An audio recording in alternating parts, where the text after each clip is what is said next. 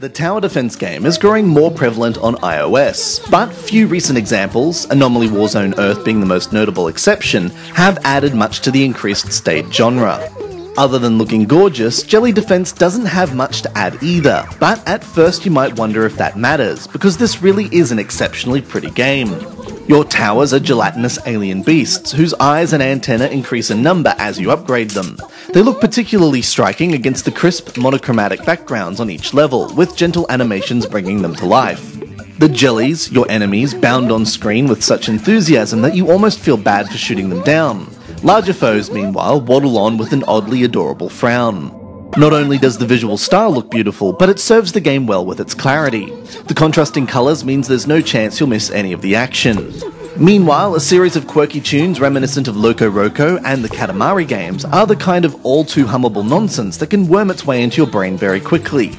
Outside the immaculate presentation, there's little that's truly remarkable about Jelly Defense. Enemies come in waves to attack your base, here represented by 10 glittering green gems, and it's up to you to place laser-shooting blobs to stop them. Aliens come in red or blue varieties. Some arrive at a sprint, while hardier foes approach more slowly.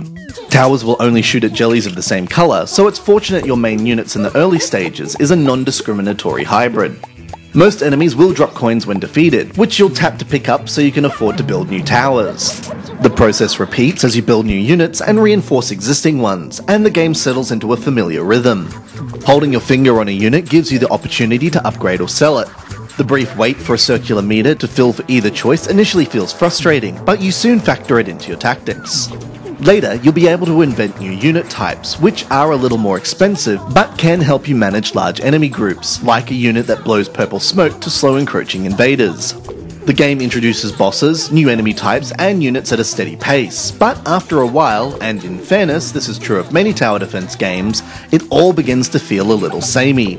This is initially exacerbated by what appears to be a steep learning curve. That is, until you figure out the ideal approach is simply to spawn as many units as possible. Upgrades are best reserved for later stages or harder enemies, at which point the challenge levels off.